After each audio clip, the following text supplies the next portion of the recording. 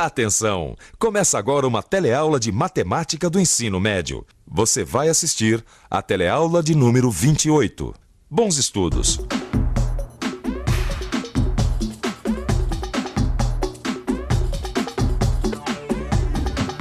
Oi! Todos os dias, quando a gente abre os jornais, a gente encontra gráficos e tabelas como estes aqui. Estes gráficos e tabelas tentam transmitir de forma mais simples os fatos do dia a dia. O leitor que não estiver familiarizado com essas interpretações não acompanha ou perde muitas das informações fornecidas. Gráficos e tabelas não são novidades para a gente.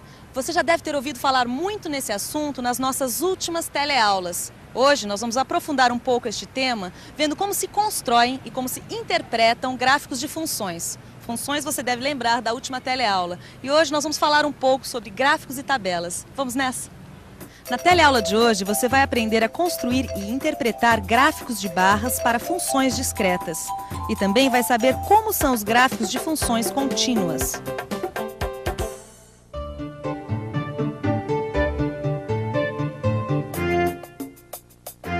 Tá ok, então, obrigado, até amanhã, né? Até lá.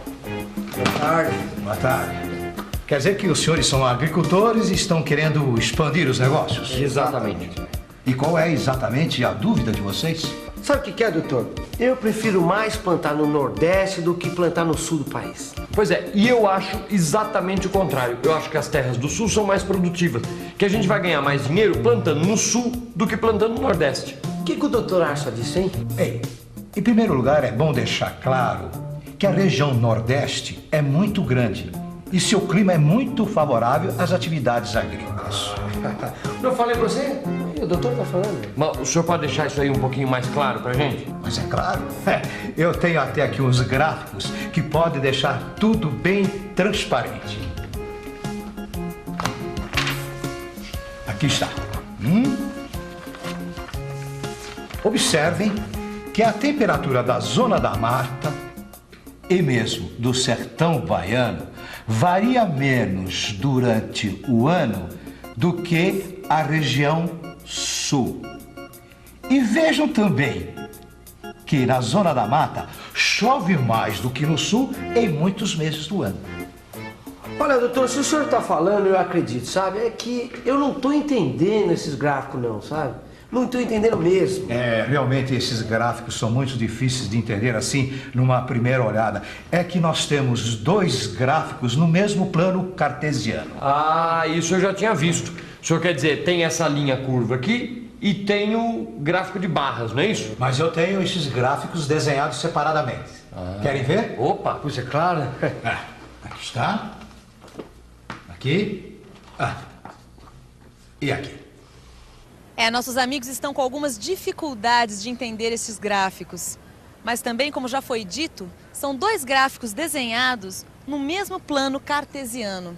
Mas eu também tenho esses mesmos gráficos desenhados separadamente. Olha só. Este é o gráfico de barras que mostra o total da precipitação de chuvas a cada mês. Ou seja, ele nos mostra o quanto chove em média, mês a mês, nessas três regiões. Aqui no eixo horizontal estão os meses janeiro, fevereiro, março, abril, maio e daí para frente. E aqui no eixo vertical, a medida em milímetros de quanto choveu em cada região. 100 milímetros, 200 milímetros, 300 milímetros e por aí vai.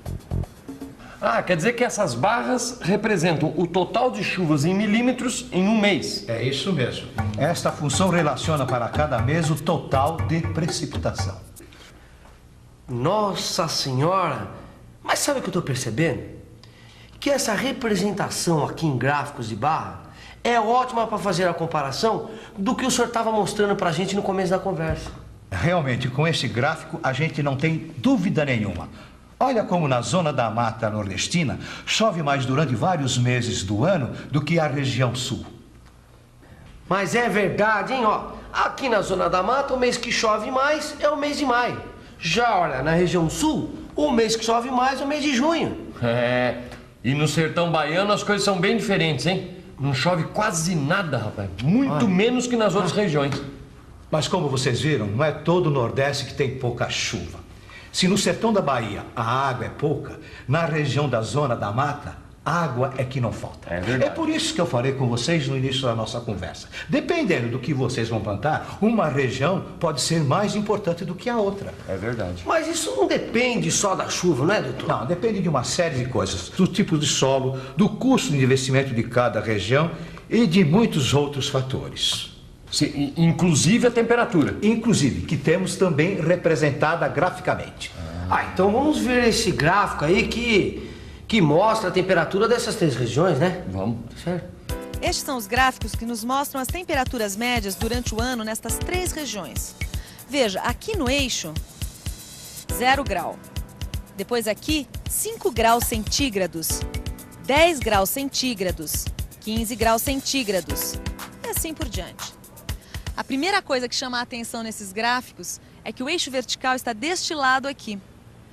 Isso porque sempre que a gente pensa em gráficos, a gente lembra do plano cartesiano, que é desenhado assim, olha só. Na verdade, esta é a maneira mais comum que nós encontramos. Mas, na verdade, não está errado colocar o eixo vertical como estão nesses gráficos de temperatura. Dá para ler da mesma maneira. Aliás, facilitaria mais ainda se esse eixo vertical andasse pelo gráfico. Quer ver como fica?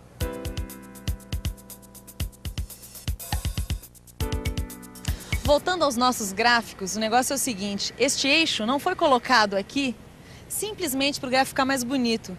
Ele foi colocado aí para a gente não confundir com aquele outro que nós já vimos, você se lembra? Aquele que mostra o índice de precipitação da chuva. Então, resumindo, este eixo aqui, que marca a variação da precipitação em função dos meses. E temos também este outro eixo aqui, que marca a variação da temperatura em função dos meses. Mas você reparou uma coisa? O gráfico da temperatura não foi feito usando barras, como o da precipitação. Por que isso? Por que um tem barras e o outro não? É mesmo, doutor? Por que um tem barra e o outro não tem? Porque são coisas diferentes. No caso da precipitação das chuvas, a medição é feita dia a dia e depois a soma total. Isto é, o total durante todo o mês é colocado no gráfico. E com a temperatura também não é assim, não? Imagina fazer um gráfico somando cada dia as temperaturas durante todo o mês. Para você ter uma ideia de como isso seria um absurdo, vamos pegar as temperaturas desta semana que saíram aqui neste jornal. Olha, nós tivemos 25 graus na segunda, 26 na terça, 30 na quarta, 28 graus na quinta-feira e na sexta, 24. Somando tudo isso, dá um total de 133 graus em apenas 5 dias de uma semana. É claro que se aparecer essa temperatura num gráfico, a gente vai pensar que houve uma catástrofe e todo mundo morreu assado, certo? Essa é boa, doutor. Mas, doutor, falando sério, se não é assim, medindo dia a dia que se faz o gráfico da temperatura, então como é que se faz? O gráfico da temperatura é construído usando as médias entre as temperaturas máximas e mínimas diárias de uma região. Ela não passa de 15 para 20 graus direto. O termômetro vai marcando as temperaturas intermediárias entre 15 e 20 graus. Mas nesse caso que o senhor deu o exemplo, qual é a temperatura média? Bem, se a temperatura mínima foi de 15 graus e a temperatura máxima foi de 20, para tirar a média, eu faço o quê?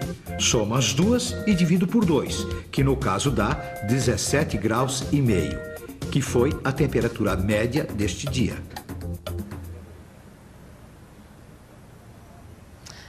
Minha temperatura está ótima, 36 graus e meio. Mas o filho de um amigo meu que está com uma virose teve uma noite e tanto.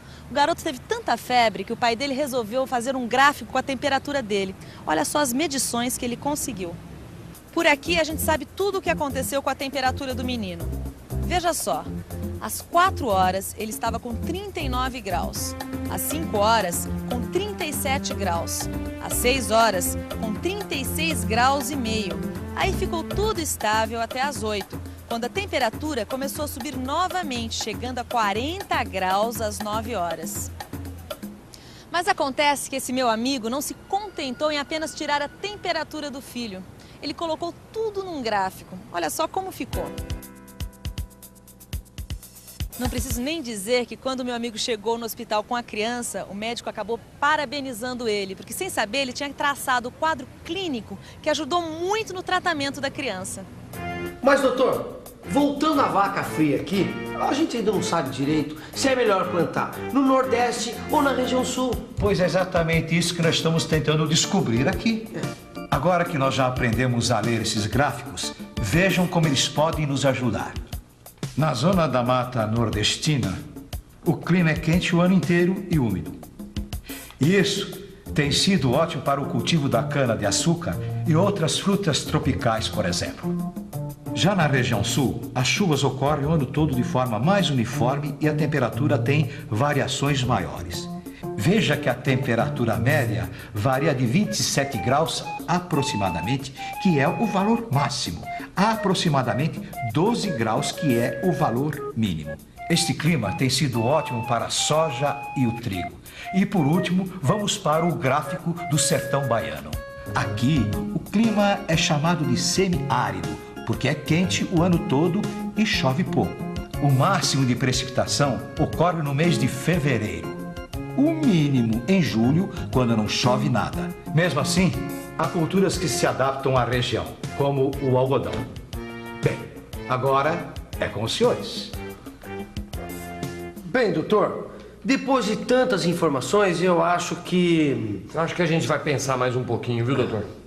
E olha, por falar em pensar mais um pouquinho, doutor, por acaso o senhor não tem aí um gráfico da região Centro-Oeste, por exemplo? O quê?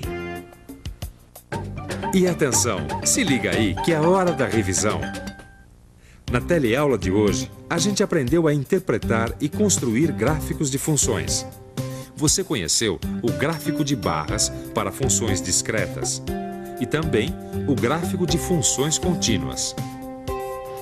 Agora você já deve estar craque em ler gráficos de funções, não é? Mais ou menos? Então dê uma olhada no seu livro e faça os exercícios. Até a próxima teleaula e tchau!